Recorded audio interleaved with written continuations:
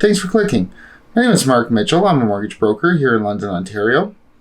Headlines were made last week and this week as a major developer from Toronto announced that they wanted to buy up about $1 billion worth of homes to convert into rentals.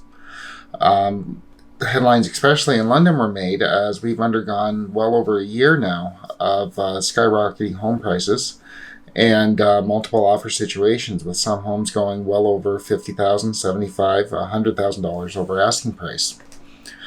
Given the increased pressure that the $1 billion is definitely going to put on our rental market, ergo our housing market, there's a lot of concern about affordability, and that this is going to help just push London's prices up even further. So today I just wanted to briefly go over another option that's more and more of my clients have actually been taking, which is buying a brand new home. It's definitely not an option for everybody, but there are some upsides to it. And I wanted to go over some of the advantages as well as the disadvantages, and go over what kind of income and down payment you would need to get into a starter new build home in London, and just to see if that could be an option. I've done more pre-approvals and more full approvals for new build homes this year than I ever have. So it's definitely becoming more of an attractive option for a lot of home buyers. So we'll just start off with some of the advantages, look at some of the downsides, and then we'll look at mortgage affordability. One of the biggest advantages to buying a new home is that you don't have to get involved in a bidding war. You know what you're buying, you have a fairly good idea when it will close, and you know what's required of you right from the outset. So rather than engaging in a $50,000, $60,000, $100,000 over ask bidding war with cash buyers from Toronto, which we've talked about on this channel quite often, or with other buyers in London, when you buy a new home, you forgo all of that. You know exactly what you're getting, and you know how much it's going to cost you. And you don't have to go from house to house to house. You can actually a lot of the shopping can be done online. If you just do a quick Google search, which we'll show here, and you type in new home builders in London, Ontario, click search, you're going to see a list of all the new home builders in London, and you can get an idea of all the new homes available. Who the major builders are, and you can look through a lot of the reviews to see what other people's experience have been with them. So it's definitely an option that you can kind of do a lot of the shopping right from your home, and see everything that's available here. Another major advantage, and I think that the main advantage to a new home purchase, is avoiding the bidding wars and avoiding all the stress that home buyers are under right now. But one of the other major advantages is that you can customize the new home to be how you want it right from the get-go. I have found with some of my clients who, in normal times, when they submit an offer, they have their down payment, but then they also have renos that they want to do as soon as they get into the house, because obviously when you're buying a pre-owned house, you don't get everything that you want right away. So a lot of my clients want to get in and do renos kind of right away, as the house is still new to them.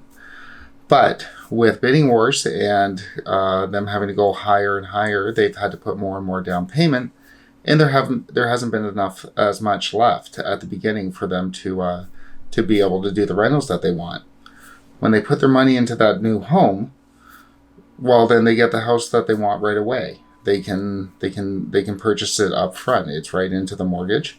They've put their money into having it how they want. So being able to customize your new home build definitely does have its advantage over the pre-home purchase, or the used home purchase, I should say. Well, there's a host of other advantages to buying a new home. I mean, there's, of course, as when you buy anything new, it's gonna come with a warranty. It's gonna work a little bit better, as in have modern technology, newer windows, newer locks, better seal, should save you on hydro. You're not gonna have any big maintenance repairs as soon as you move in, so you don't have to worry about the roof or the gutters or anything like that. So, I mean, aside from the financial incentives that are available that we talked about when you buy a new home, there's obviously some maintenance incentives that come along anytime you buy something new. So that's definitely something to be considered when you're doing your cost factoring into whether or not to buy a pre-owned home or just go brand new. Disadvantages, obviously you are going to pay a premium for a brand new home. Again, as when you buy anything new, you pay a premium. You also have to pay tax when you buy a new home. Most of the prices you see already have tax in there, but it's just good to understand that when you look at the price of that new home, your taxes have been included. So you're not just paying for the home, the government's getting their share as well. They always do. Also, when you buy a new home, you're buying into a new neighborhood, so you're not going to see as many trees as you would, say, in a newly established neighborhood. Chances are you're going to have more construction around you for at least the first few months, if not the first few years. And a lot of the yards on a new home are a little bit smaller than some of the more established neighborhoods that, say, were built in the 1980s, 1990s, 70s even. So you do trade for smaller yard space, depending on the area. There's exceptions to every rule, but there are some downsides to buying a new home. But I think it's still a good. It's good to understand that there are some upsides as well. If you're starting to get frustrated with this surging market in London, which, from the looks of it, doesn't appear to be receding anytime soon. Especially if we're adding $1 billion in new investment into the market, it's definitely something to consider. Now, as for affordability, I just did a quick search around the new home builders in London here, and $700,000 seems to be the starting point for getting into a new build home. So I just wanted to run that briefly through the affordability calculator to see what we would need in order to qualify. So if we went with an insured mortgage, so that's less than 20% down, we would need to have a minimum down payment of $45,000. So that's 5% of the first $25,000, or 5% of the first $500,000, 10% over anything thereafter. We would need $45,000. And if you had no debt, we would need a minimum household income of $145,000. That gets you into a new house in London. Again, that's bare minimum. A lot of people are going to want to do upgrades, are going to want to do some customizations, but we can see that just at the minimum level, $145,000 household income. Again, that's above London's average income, which is $111,000. But it just kind of shows you an option. If you are bidding in that $650,000 range right now, and you're going $100,000 over ask, and you're still not getting the house that you want, perhaps a new build is something to consider in the future. And that $145,000 household income gets you there. So if you're already in that range anyway, it might get you into something sooner rather than later. So in conclusion, there are some definite advantages to getting a new build home. You get what you want. You avoid the bidding wars. Everything should and almost always definitely does work right when you get in.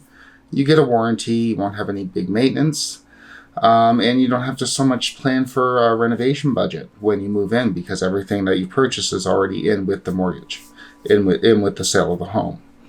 So considering all those advantages, it's definitely something worth looking into. But if bidding wars are going to continue to be the name of the game in London, then sometimes it might be better to consider just avoiding them altogether and buying new. So in terms of what you're going to need from the builder, they're going to want to have a good sized deposit. That'll vary from builder to builder, so it's definitely best to give them a call. They're going to want to see a pre-approval letter because they don't want to build unless they know you can pay for it. So definitely get in contact with your mortgage broker and get something written on paper that your builder will need to get everything started. If you like this video, please do click like and subscribe, and we'll have more updates as they come out. Thank you.